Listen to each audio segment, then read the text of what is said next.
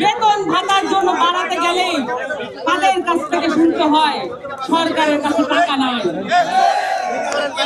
প্রত্যেক উপদেষ্টা নিজের আখের গুছানোর কাজ করে রেখেছেন এবং আমাদেরকে দুঃখের সাথে লক্ষ্য করতে হচ্ছে এই ইন্টারিম গভর্নমেন্ট, যে গভর্নমেন্টকে এত আশা আকাঙ্ক্ষার মধ্য দিয়ে আমরা প্রতিষ্ঠা করেছি, সেই ইন্টারিম গভর্নমেন্ট আজ মানুষের বিপক্ষে এসে দাঁড়িয়েছে, শিক্ষার বিপক্ষে এসে দাঁড়িয়েছে। কোটা সংস্কার আন্দোলনের পরে গণ অভ্যুত্থান পরিলক্ষিত হয়েছে।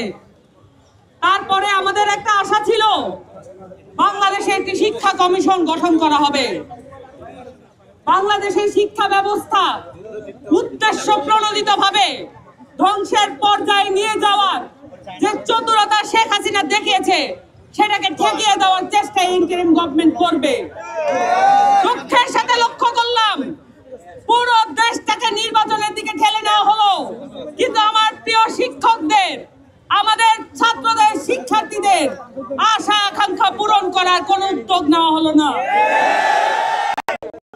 যেই সরকারি ক্ষমতায় আসার চেষ্টা করুক না কেন, সেই সরকারকেই শিক্ষা কমিশন গঠন করে তদুপরি সকল তদন্ত সম্পন্ন করে বাংলাদেশের শিক্ষা ব্যবস্থা তারা এই অপর্যায়ে নিয়ে এসেছে, তাদের বিরুদ্ধে আইনানুগ ব্যবস্থা গ্রহণ করতে হবে।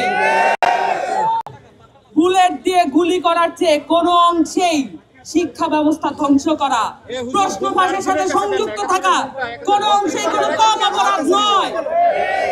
বাংলাদেশের শিক্ষা ব্যবস্থাকে ধ্বংস করার জন্য সবচেয়ে বেশি যেটা করা হয়েছে, আমাদের শিক্ষকদেরকে অবমূল্যায়ন করা হয়েছে।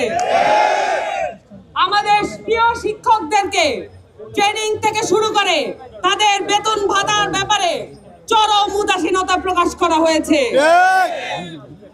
20% বাড়ি ভাড়া দেওয়া লাগবে, এটাও যদি ইন্টারিম গভর্নমেন্টের কাছে চাওয়া লাগে, তাহলে তাদের অবস্থান দেখে আমরা পরিষ্কার বাংলাদেশকে উন্নত করার জন্য, বাংলাদেশের শিক্ষা ব্যবস্থাকে প্রত্যেক ঘরে ঘরে পৌঁছে দেওয়ার জন্য তাদের আন্তরিকতা কতটুকু। প্রিয়ভুক্ত শিক্ষকদেরকে জাতীয়করণ করার বিষয়েও তাদের সাথে কথা বলা তো দূরের কথা, আমরা বাড়ি ভাড়া আর তাদের মেডিকেল যে ফি সেইটা বাড়ানোর ক্ষেত্রেও আমরা দেখি তাদের সাথে যোগাযোগ করা যাচ্ছে না। এবং সেই দাবি জানাতে আসলে 3 জনকে আহত করে ঢাকা মেডিকেল পর্যন্ত পাঠানো হয়েছে। গণ অভ্যুত্থানের পরে, ইনকিলাবের পরে এই ধরনের চিত্র দেখতে চাই নাই। আমরা এসপির পক্ষ থেকে সবসময় যৌক্তিক দাবির পক্ষে দাঁড়িয়েছি, আপনারা দেখেছেন সেটা। বিশেষত শিক্ষা ব্যবস্থা নিয়ে এনসিপি কাজ করবে, শিক্ষকদের পক্ষে দাঁড়াবে, এটা আমাদের প্রতিজ্ঞা। আপনারা দেখেছেন আপনাদের সাথে সংহতি জানাতে রাজনৈতিক দল হিসেবে কারা কারা আসছে।